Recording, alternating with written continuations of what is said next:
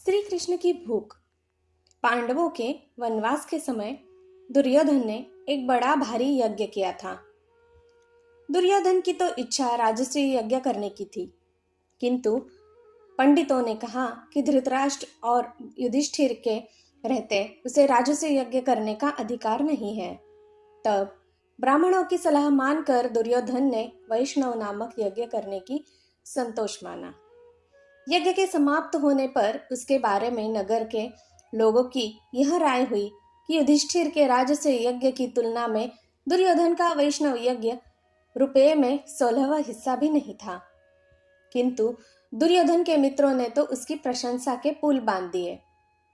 वे कहने लगे कि मांधाता, ययाति, भरत जैसे यशस्वी महाराजाओं ने भारी यज्ञ किए थे। दुर्योधन का वैष्णव यज्ञ उनकी बराबरी करने योग्य है। इस प्रशंसा को सुनकर दुर्योधन गर्व और आनंद से फूल उठा। राजभवन का आश्रय लेकर जीविका चलाने वाले चापलूस लोगों ने दुर्योधन के यज्ञ की महिमा खूब बढ़ा चढ़ाकर इधर उधर कही। उस पर खिल बरसाई और चंदन छिड़का। इस अवसर पर महाबली कर्ण उठा और भरी सभा में दुर्योधन को संबोधन करके बोला, राजन, आप इस बात की सोच न कीजिए कि राजसी यज्ञ न कर सके। शीघ्र ही पांडव युद्ध में हारकर हमारे हाथों मारे जाएंगे और तब आप राजसी यज्ञ भी कर सकेंगे। मैं शपथ खाकर कहता हूं कि जब तक युद्ध में अर्जुन का वध न कर दूंगा, तब तक न तो पानी से अपने पांव धोऊंगा, न मांस खाऊंगा, न मदिरा पान करूंगा और न किसी मांगने वाले को नहीं कहूंगा। यह मेरा प्रण है। कर्ण की इस प्रतिज्ञा पर धृतराष्ट्र के पुत्रों ने बड़ा शोर मचाकर अपने आनंद का प्रदर्शन किया। कर्ण की शपथ मात्र से उनको यह विश्वास हो गया कि बस अब पांडवों का काम तमाम हो चुका है। यज्ञशाला में कर्ण ने अर्जुन को मारने की जो प्रतिज्ञा की, उसकी खबर जासूसों द्वारा युधिष्ठिर को मिली। इससे युधिष्ठिर बड़े व्याकुल हो गए। बड़ी देर तक पृथ्वी पर टकटकी बांधे देखते रह गए। कर्ण दैवी कवच कुंडलों के साथ पैदा हुआ है। उसका पराक्रम भी अद्भुत है और फिर वह ऐसी प्रतिज्ञा कर चुका है। यह सब समय का फेर ही तो है। इससे मालूम होता है कि समय हमारे अनुकूल नहीं है। यह सोचते सोचते युधिष्ठिर बड़े चिंतित हो गए। एक दिन बड़े सवेरे युधिष्ठिर ने नींद खुलने के जरा देर पहले एक सपना देखा। अक्सर सपने में या तो नींद के शुरू में आते हैं या नींद खुलने से थोड़ी देर पहले। युधिष्ठिर ने सपने में देखा कि द्वैववन के हिंस्र जंतुओं का एक झुंड आकर उनके आगे पुकार मचा रहा है और आर्त स्वर में कह रहा है, महाराज, आप लोगों ने शिकार खेल खेल कर हम सबों का करीब करीब नाश ही कर डाला है। इससे पहले कि हमारा सर्वनाश ही हो जाए, आपसे हमारी प्रार्थना है कि आप और किसी जंगल में चले जाइए। हमारी संख्या बहुत घट चुकी है। थोड़े से जो जीवित बचे हैं, उन्हीं के द्वारा वंश की वृद्धि होनी है। हमारी नस्ल का बढ़ना न बढ़ना आपकी ही कृपा पर निर्भर है। आपका कल्याण हो। आप हम पर दया करें। कहते कहते जानवरों की आंखों में आंसू उमड़ आए। यह देखकर युधिष्ठिर का जी भर गया। चौंक कर उठ बैठे तो पता चला कि यह तो सपना था, परंतु फिर भी युधिष्ठिर बड़े बेचैन हो उठे। इस सपने से उन्हें बड़ी व्यथा हुई। भाइयों से सपने का हाल कहा और सबसे सलाह करके वे दूसरे वन में चले गए। इस समय की बात है कि महर्षि दुर्वासा अपने 10,000 शिष्यों को साथ लेकर दुर्योधन के राजभवन में पधारे। वैसे दुर्योधन को महर्षियों के प्रति अधिक श्रद्धा न थी, किंतु दुर्वासा कहीं शाप न दे बैठे, इस डर से खुद उनकी बड़ी नम्रता और बड़े यत्न के साथ स्वागत सत्कार किया। दुर्योधन के सत्कार से ऋषि बहुत प्रसन्न हुए और कहा, वत्स, कोई वर चाहो तो मांग लो। दुर्वासा अपने क्रोध के लिए बड़े विख्यात थे। ऐसे क्रोधी ऋषि को संतुष्ट करने से दुर्योधन को ऐसा आनंद हुआ मानो मृत्यु के मुंह से निकल आया हो। सोचा कौन सा वर मांगू। बहुत दिमाग लगाने पर भी उसकी बुद्धि में चारों ओर की बुराई के सिवा और कुछ न सूझा। बोला, मुनिवर, प्रार्थना यही है कि जैसे आपने शिष्यों समेत अतिथि बनकर मुझे अनुग्रहित किया, वैसे ही वन में मेरे भाई पांडवों के यहाँ भी जाकर उनका सत्कार स्वीकार करें। राजाधिराज युधिष्ठिर हमारे कुल के प्रतिष्ठित व्यक्ति हैं।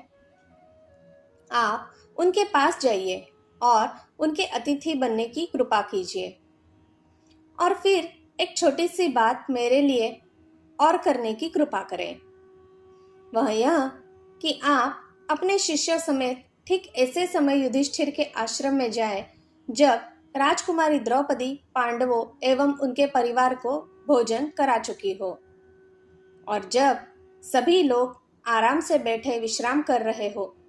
बस यही प्रार्थना है। इससे मुझ पर बड़ा अनुग्रह होगा। लोगों की कठिनाइयों की कसौटी में कसकर परख लेने का महर्षि दुर्वासा को बड़ा चाव था। इसलिए उन्होंने दुर्योधन की प्रार्थना तुरंत मान ली। दुर्वासा से ऐसी प्रार्थना करने का दुर्योधन का उद्देश्य यह था कि क्रोधी ऋषि पांडवों के पास ऐसे समय पर जाए जबकि ऋषि का समुचित स्वागत सत्कार करना पांडवों को न बन सके और ऋषि क्रोध में आकर उन्हें शाप दे दे। दुर्योधन चाहता तो ऋषि से कोई ऐसा वर मांग सकता था जिससे उसकी भलाई होती, पर उसने तो अपने शत्रुओं को हानि पहुंचाना ही श्रेयस्कर समझा। दुरात्माओं का स्वभाव ऐसा ही होता है।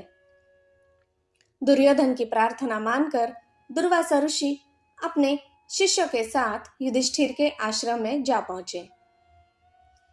युधिष्ठिर ने भाइयों समेत ऋषि की बड़ी आव भगत की और दंडवत करके विधिवत उनका सत्कार किया। कुछ देर बाद मुनि ने कहा, अच्छा, हम सब अभी स्नान करके आते हैं, तब तक भोजन तैयार करके रखना।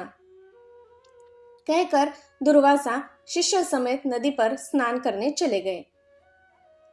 वनवास के प्रारंभ में युधिष्ठिर की तपस्या से प्रसन्न होकर भगवान सूर्य ने उन्हें एक अक्षय पात्र प्रदान किया था और कहा था, 12 बरस तक इसके द्वारा मैं तुम्हें भोजन दिया करूंगा। इसकी विशेषता यह है कि द्रौपदी हर रोज चाहे कितने लोगों को इस पात्र में से भोजन खिला सकेगी। परंतु सबके भोजन कर लेने पर जब द्रौपदी स्वयं भी भोजन कर चुकेगी, तब फिर इस बर्तन की यह शक्ति अगले दिन तक के लिए लुप्त हो जाएगी। इस कारण पांडवों के आश्रम में सबसे पहले ब्राह्मणों और अतिथियों को भोजन दिया जाता था। फिर सब भाइयों के भोजन कर लेने के बाद युधिष्ठिर भोजन करते। जब सभी भोजन कर चुके तब अंत में द्रौपदी भोजन करती और बर्तन मांज धोकर रख देती। जिस समय दुर्वासा ऋषि आए उस समय सभी को खिला पिलाकर द्रौपदी भी भोजन कर चुकी थी। इसलिए सूर्यदेव का अक्षय पात्र उस दिन के लिए खाली हो चुका था। द्रौपदी बड़ी चिंतित हो उठी कि जब मुनि अपने 10,000 शिष्यों के साथ स्नान पूजा करके भोजन के लिए आएंगे तब वह उनको क्या खिलाएगी। उसे कुछ न सूझा और कोई सहारा न पाकर उसने परमात्मा की शरण ली। दीन भाव से वह भगवान की प्रार्थना करने लगी, हे प्रभो, शरणागतों की रक्षा करने वाले ईश्वर, जिनका कोई सहारा न हो उनके तुम ही सहारा हो। दुर्वासा ऋषि के क्रोध रूपी मझधार में तुम ही हमारा बेड़ा पार लगा सकते हो। मेरी लाज रखो भगवान।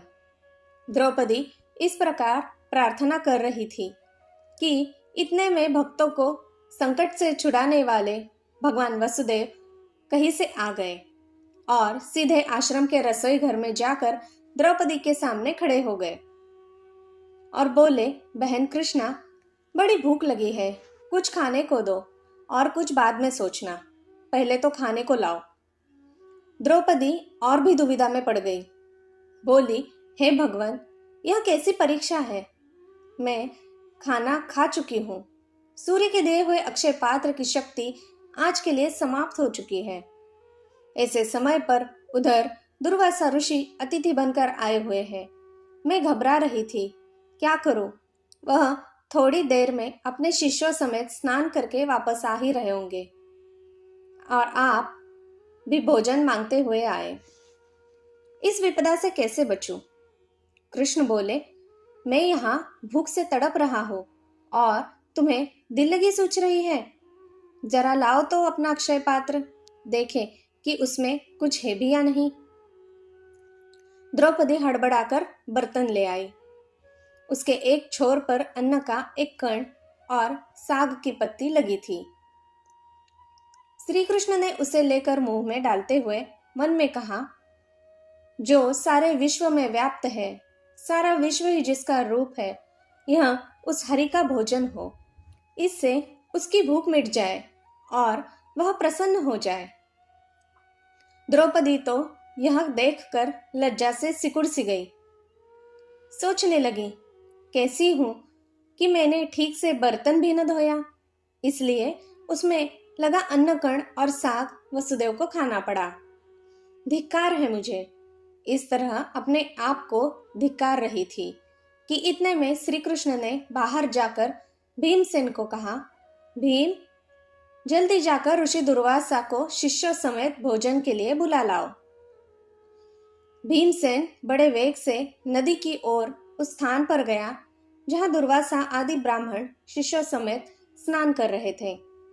नजदीक जाकर भीमसेन देखता क्या है कि दुर्वासा ऋषि का सारा शिष्य समुदाय स्नान पूजा करके भोजन तक से निवृत्त हो चुका है।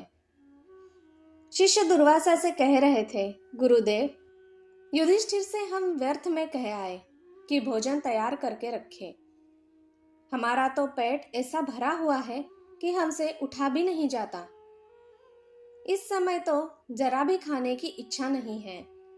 यह सुनकर दुर्वासा ने भीमसेन से कहा, हम सब तो भोजन से निवृत्त हो चुके हैं। युधिष्ठिर से जाकर कहना कि असुविधा के लिए हमें क्षमा करें। यह कहकर ऋषि अपने शिष्यों सहित वहां से रवाना हो गए। सारा विश्व भगवान श्री कृष्ण में ही समाया हुआ है, इसलिए उनके चावल का एक कण खाने भर से सारे ऋषियों की भूख मिट गई और वे तृप्त होकर चले गए। जय श्री कृष्ण। धन्यवाद। दोस्तों, मेरी सुनाई कहानियाँ अगर आपको अच्छी लगती हो तो मैं आपसे अनुरोध करती हूँ कि कृपया मेरे इस चैनल को एक लाइक, शेयर और सब्सक्राइब जरूर कीजिएगा। धन्यवाद।